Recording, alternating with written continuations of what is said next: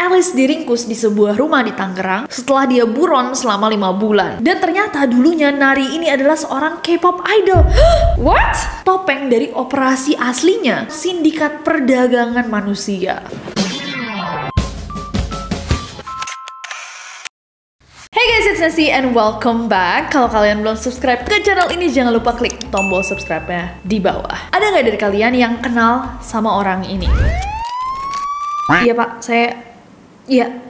Ini adalah Freddy Pratama, seorang gembong narkoba terbesar di Indonesia. Dan Freddy ini udah buron sejak tahun 2014. Perputaran uangnya itu mencapai 56 triliun rupiah, guys. Dan sebagai orang yang dicari-cari, tentu namanya itu juga beragam untuk menyembunyikan identitasnya. Julukannya dari The Secret, Casanova, Airbag, dan Mojopahit. Jujur aku tertarik untuk mengetahui thought process di balik pemilihan nama-nama ini sebenarnya. Kayak Airbag.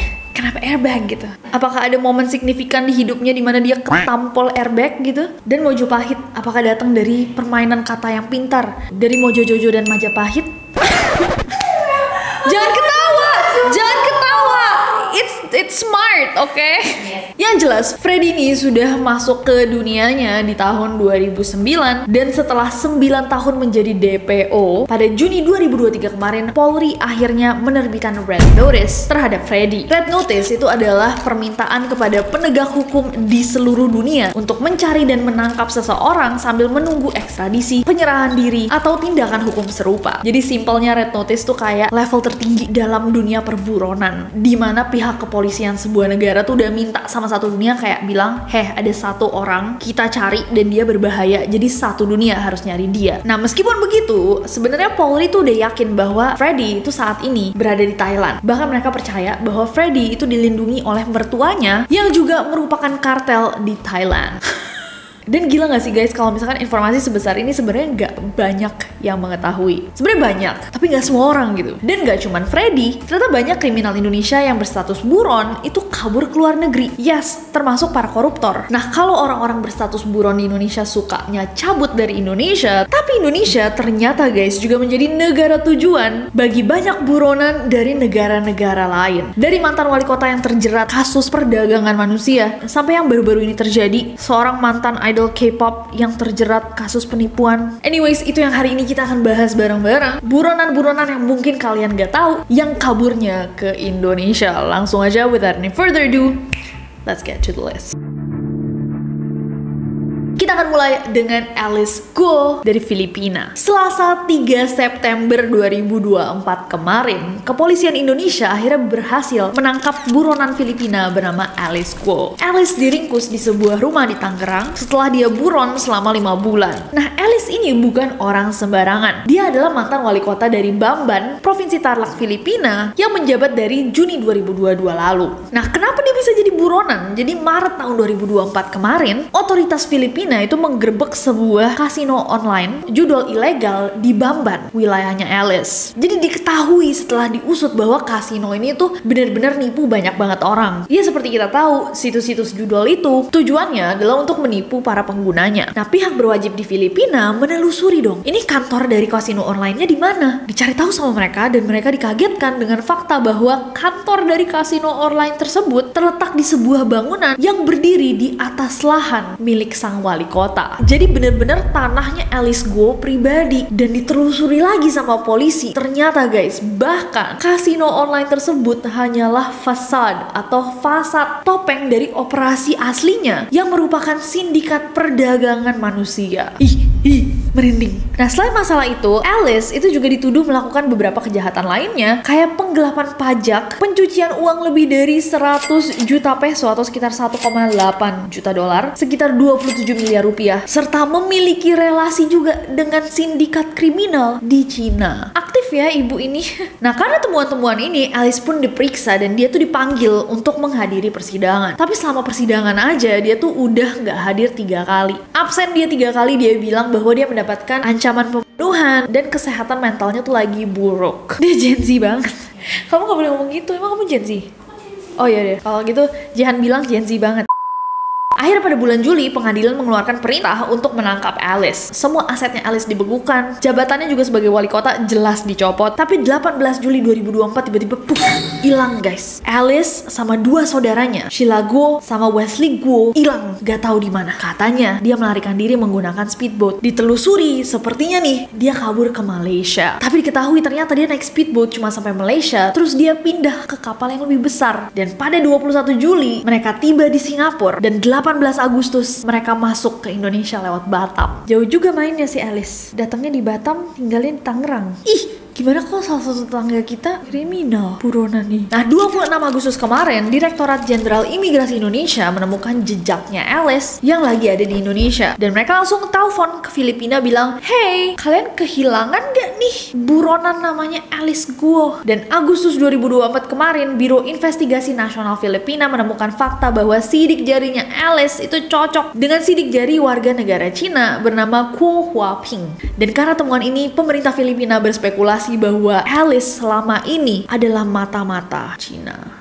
Walaupun Alice bilang, enggak, saya tuh warga negara Filipina. Ih, serem ya kayak di film-film. Ngeri banget lagi sampai Tangerang. Gimana kalau ternyata aku sempet papasan sama dia di Aeon?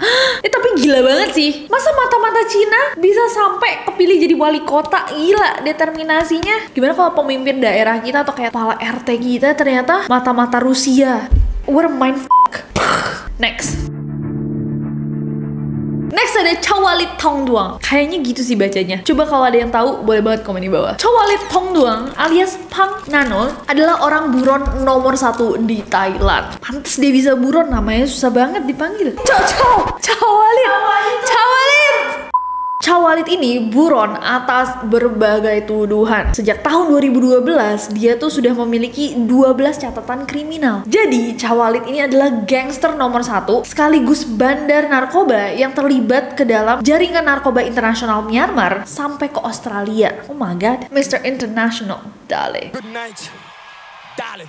Gak hanya itu, dia juga pernah menembak seorang anggota kehakiman. Dan pada tahun 2019, Chawalit juga menghabisi nyawa seorang polisi Thailand. Nah, di Januari 2022, polisi itu mendakwa Chawalit dengan hukuman penjara 20 tahun 6 bulan. Akhirnya dia ditahan. Dan setelah 22 bulan nih, dia mendekam di penjara. Pada 22 Oktober 2023, dia tiba-tiba bilang, "Pak, gigi saya sakit." Dibawalah dalam penjagaan ketat Chawalit ke rumah sakit. Udah dijaga aja, bisa-bisanya dia lagi sakit gigi, kabur. Akhirnya dia dicari dong, orang nomor 1 buron di Thailand. Dan bulan November, polisi berhasil melacak Chawalit ini di mana. Ternyata dia lagi bersembunyi di pegunungan Bantat di Trang, Thailand. Polisi langsung ngejar, naik ke gunung, mencoba untuk menangkap dia sampai terjadi baku tembak. Dan di tengah kerusuhan, tiba-tiba Chawalit hilang. Kabur, jejaknya nggak diketahui. Dan walaupun dia menghilangkan diri, pada 25 Desember 2023, pengadilan Thailand itu menjatuhkan Chawalit hukuman penjara seumur hidup karena percobaan penghilangan nyawa. Berbulan-bulan dilakukan pencarian, masih aja Chawalit nggak bisa ditemukan. Kepolisian Thailand pada saat itu udah yakin, ini Chawalit kayak kabur deh dari Thailand. Sampai pada 16 Februari 2024, Royal Thai Police mengeluarkan Red Notice yang tadi kita bahas di awal. Yang berarti Thailand udah minta pada seluruh dunia untuk membantu lookout kalau Chawalit ada di negara mereka. Dan 7 bulan kemudian, pada Mei 2024, Chawalit akhirnya tertangkap guys. Ditangkap siapa? Kepolisian Indonesia. Gimana ceritanya dia bisa ditangkap? Jadi pada Desember 2023, Chawalit itu kan kabur dari Thailand. Kayak Alice, dia menggunakan jalur laut. Dia menggunakan speedboat 200 PK. 17 jam di perjalanan, pada 8 Desember 2023, dia tiba di Indonesia, tepatnya melalui Aceh Tamiang. Sesampainya di Aceh, ternyata dia tuh udah punya kaki tangan. Langsung tuh kayak di film-film, kaki tangannya memberikan dia identitas barunya sebagai Sulaiman. Dia terdaftar sebagai penduduk Kabupaten Aceh Timur. Dia punya KTP, kartu keluarga, dan akte kelahiran. Nah, karena Chawalit sekarang Sulaiman, dia bisa kemana aja. Walaupun dia tetap harus hati-hati ya guys. Soalnya takutnya Sulaiman ditanyain mau tunai atau kris, dia jawab kris kap. Bahkan untuk menghindari itu guys, dia pura-pura bisu. Karena ternyata dia bahkan tidak bisa berbicara bahasa Indonesia sama sekali.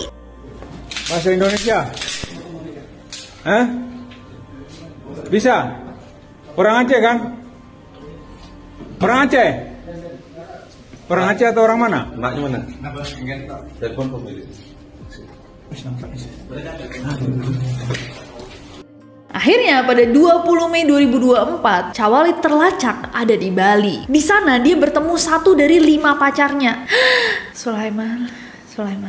Satu dari 5 pacarnya ini adalah orang Indonesia. Nah ternyata suatu ketika, namanya hubungan ya guys, nggak bisa lancar-lancar aja gitu. Chawalit nih lagi berantem sama ceweknya, si pacar Indo itu. Dan ternyata pertengkarannya tuh got heated atau memanas sampai si perempuan itu terluka. Akhirnya karena nggak terima, jangan macem-macem sama cewek Indo, dilaporinlah Chawalit ke kepolisian Bali. Pada saat itulah kepolisian Indonesia akhirnya menangkap Chawalit dan basically memecahkan red notice yang udah ada terhadap dirinya. Kan kaki tangannya udah siap bikin dokumen. Speedboat 200 PK. Nama Sulaiman. Pura-pura bisu udah rapih. Semua dihancurkan karena wanita. Bayangin kamu udah serapih ini, kepolisian satu dunia kayak, oke kita harus ngeliatin orang buron nomor 1 di Thailand. Excuse me, saya mau melaporkan pacar saya. Kenapa mbak? Saya dipukul. Tapi pak, bukan itu aja. Dia bandar narkoba nomor 1 di Thailand. Namanya sih Sulaiman ya pak. Tapi kalau saya tanya Tunai atau Chris, katanya Chris Cup. Terus berantemnya gimana sama dia? Iya juga dia. Nggak mungkin dia pura-pura bisu tuh kalau misalkan ketemu pak polisi, ketemu yang berbahaya. Ya dia keluar kayak pura-pura bisu deh. Masa dia di Aceh tiba-tiba aksennya sedikit aneh ya gitu. Oke, next. Next ada Lin Chiang. Direktorat Jenderal Imigrasi Indonesia menerima sebuah surat dari kepolisian Tiongkok. Dalam surat tersebut, pemerintah Tiongkok itu meminta bantuan Indonesia untuk menangkap sementara seorang warga negara Tiongkok bernama Lin Chiang. Pihak Tiongkok itu memiliki dugaan bahwa Lin Chiang ini kabur ke Indonesia, tepatnya melarikan diri ke Bali. Akhirnya setelah mendapatkan surat itu, pihak imigrasi Ngurah Rai, Bali langsung melakukan kegiatan pra-penyidikan untuk mencari tahu nih, Lin Chiang itu benar-benar nggak ada di Bali. Dan di hari yang sama, pihak imigrasi Ngurah Rai itu langsung memasukkan Lin Chiang ke dalam daftar pencegahan dan penanggalan sistem cekal Ditjen Imigrasi. Nah, 4 hari kemudian pada 1 Oktober 2024, Bandara Internasional Ngurah Rai Bali mencegat seorang pria bernama Jolin. Jadi Jolin ini adalah pemegang paspor Turki guys. Dan dia mau pergi dari Bali menuju Singapura, tapi tertahan di autogate bandara. Jadi kalau misalkan dulu guys, kita mau keluar negeri, kita tuh harus melewati sistem imigrasi di mana paspor kita akan distempel. Cak, oke, you're clear. Kamu udah boleh meninggalkan negara ini. Nah, sekarang dengan teknologi yang lebih canggih, untuk mempersingkat waktu juga, kita punya yang namanya autogate atau gerbang otomatis. Jadi kita udah nggak hadap-hadapan sama petugas imigrasi, tapi paspor kita diotorisasi sama mesin. Jadi mesinnya tuh nge-scan paspor kita dan nge-scan muka kita. Nah, dalam kasusnya Jolin ini, ketika dia menggunakan paspor Turkinya, tiba-tiba autogate-nya tuh mendeteksi muka dia sebagai orang yang sudah masuk daftar cekal. Akhirnya karena merah-merah terus ya, dia nggak bisa keluar tuh dari autogate. Dibawalah dia untuk diperiksa lebih lanjut, dan ternyata bener aja guys, Jolin itu adalah Lin Chiang yang lagi dicari-cari sama negara Tiongkok. Nah, apa sih sebenarnya kesalahannya si Lin Chiang ini sampai bisa buron di Tiongkok? Jadi dia ini adalah seorang pengusaha, pemilik perusahaan investasi bernama Shanghai HHSC Capital Management Co Limited. Nah, perusahaannya itu udah mulai beroperasi sejak tahun 2012. Nah, di akhir Agustus 2023, HHSC ini memiliki masalah keuangan sampai akhirnya pada April 2024 mereka menyatakan kebangkrutan. Nah, polisi pun akhirnya bergerak dong untuk melakukan penyelidikan terhadap perusahaan ini karena diduga mereka itu menggalang dana secara ilegal. Dan ternyata bener guys, si Lin Chiang ini melakukan penipuan investasi bodong menggunakan skema Ponzi. Dia memberikan janji palsu kepada 50.000 warga negara Tiongkok, dan dari kejahatannya dia meraup untung sebanyak 100 miliar yuan atau setara 220 triliun rupiah. Ngomongnya aja aku merinding. 220 triliun rupiah, dan dia nggak bisa ngerubah wajahnya dikit gitu ya biar bisa lewat autogate. Nggak, itu bukan sebuah tutorial untuk para kriminal, tapi mungkin dia nggak expect aja bahwa negaranya tuh udah kong kali kong sama Indonesia dan bilang bahwa masukin dong muka orang ini di daftar pencarian kalian. Jadi mungkin pas dia lewat, dia udah pede aja bahwa wajahnya itu akan diokekan sama autogate, ya nggak sih? Tapi untung suratnya Tiongkok datang 4 hari sebelumnya. Gimana kalau sehari setelahnya? Damn. Yes, God's timing never wrong. Next. Oke guys, dan ini yang terakhir, ini adalah Natamon Kongchak dari Thailand. Jadi, 18 Oktober kemarin ada seorang perempuan dan ibunya berniat untuk membuat paspor di kantor imigrasi Dumai di Riau. Nah, ini masih bagian yang sangat bisa dimengerti ya. Dua orang di bulan Oktober ingin membuat paspor baru sebelum paspor naik kan harganya. Jauh banget. Nah, saat proses pembuatan paspor, kalau kalian nggak tahu, ada bagian dimana kalian akan diinterview. Nah, interview ini sebenarnya untuk memverifikasi karena paspor itu adalah dokumen negara yang jatuhnya adalah KTP kalian ketika kalian keluar dari negeri ini sebagai identitas bahwa kalian adalah warga negara Indonesia. Jadi nggak bisa sembarang diberikan, mestinya. Nggak tahu tadi Sulaiman gimana caranya. Anyways, pada saat di interview, petugas imigrasi di Riau tuh rada kayak, bentar deh, saya kok nggak yakin ya orang ini tuh orang Indonesia. Karena dua orang ini ngakunya orang Indonesia asli, tapi kok aksen ngomongnya rada-rada sas, kayak orang asing gitu bahasa Indonesianya. Lagi-lagi guys, ini bukan petugas imigrasi ribet gitu, emang harus dilakukan karena ini harus diverifikasi. Nggak bisa dokumen negara kita diberikan cuma-cuma kan. Akhirnya guys, karena dua orang ini sas, petugas imigrasi itu meminta mereka untuk menyanyikan lagu Indonesia Raya. Fair dong, ya nggak? Masa orang Indonesia nggak bisa nyanyi Indonesia Raya? Nggak mungkin. Gak hanya itu, mereka juga diminta untuk menyebutkan pembukaan Undang-Undang Dasar Republik Indonesia 1945. Jujur kalau aku ditanya emang kamu tahu?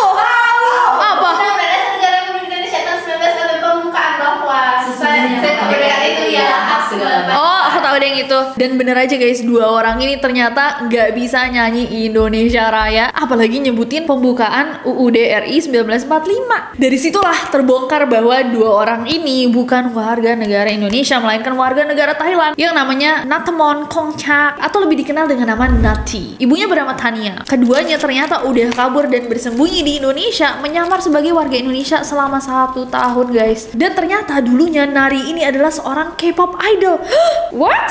Dia debut di tahun 2015 di bawah manajemen Dream Cinema, tapi sayangnya karirnya tuh nggak bertahan lama sebagai K-pop idol, dan di tahun 2018 akhirnya dia memutuskan untuk menjadi seorang YouTuber. Buatlah dia channel YouTube namanya Nati's Diary. Sekarang udah berubah jadi Lia Channel. Nah, dia mengunggah video-video dance cover dia. Nah, dia menjadi terkenal banget setelah dance cover BTS sama Blackpink, yaitu viral sampai akhirnya channel YouTube itu mencapai 800.000 subscribers guys. Dan setelah terkenal, akhirnya Nati sama ibunya itu mencitrakan diri mereka atau mempromosikan diri mereka sebagai investor yang sukses. Dalam wawancara di sebuah program televisi, mereka mengaku punya 14 mobil dan mempekerjakan 22 pengasuh anak. Nah, tapi di tahun 2022, Nari sama ibunya ternyata melakukan penipuan di investasi forex. Berdasarkan keterangan dari Wakil Direktur Departemen Penyelidikan Khusus Kepolisian Thailand, Wisanu Chimtrakul, lebih dari 6.000 orang menjadi korbannya dengan total kerugian mencapai 929 miliar rupiah. Damn. Wow. Dan kepada korban-korbannya dia tuh menjanjikan keuntungan 25% dalam 3 bulan, 30% dalam 6 bulan, dan 35% dalam setahun. Oh my god. Gila, Bang aja cuma 3%-an gak sih setahun? Dia 35%. God damn. 929 miliar rupiah. Untuk menutup video ini, yang aku bisa bilang tentang kasus ini emang Kongchak ya. Kongchak ini aja ya. Kongchak. Memang benar-benar Kongchak. Nah, itulah tadi orang-orang buron yang tertangkap di negara kita tercinta. Tapi berarti hebat loh kepolisian Indonesia. Give credits where credits are due. Dan aku jadi personal fan-nya petugas imigrasi yang menyuruh si Kongchak tadi nyanyi Indonesia Raya. Kayak well done. Bapak kalau mau nulis pengalamannya seperti apa, boleh banget ditulis di bawah. Sangat menarik, saya sangat-sangat ingin mendengar cerita tersebut. Tapi walaupun ini juga membuktikan ya bahwa mungkin kriminal-kriminal ini melihat ada seluk-beluk kemudahan-kemudahan yang mereka bisa dapatkan ketika datang ke Indonesia, berarti itu juga menjadi sebuah pembelajaran besar ya untuk pemerintah Indonesia. Berarti masih ada nih oknum-oknum yang mempermudah mereka bisa masuk ke sini. Karena siapa gitu yang nggak mau ke Indonesia? Best country on earth. Terima kasih Nerori semua yang udah nonton video ini. Tulis komentar kalian di bawah, aku gak sabar untuk bacain. Yang mau beli merch Neror udah ada di e-commerce, biar bisa dipakai pas nonton Neror, kembaran bareng aku. Dan jangan lupa subscribe guys, karena aku gak sabar untuk ketemu kalian lagi besok di Neror. Bye-bye!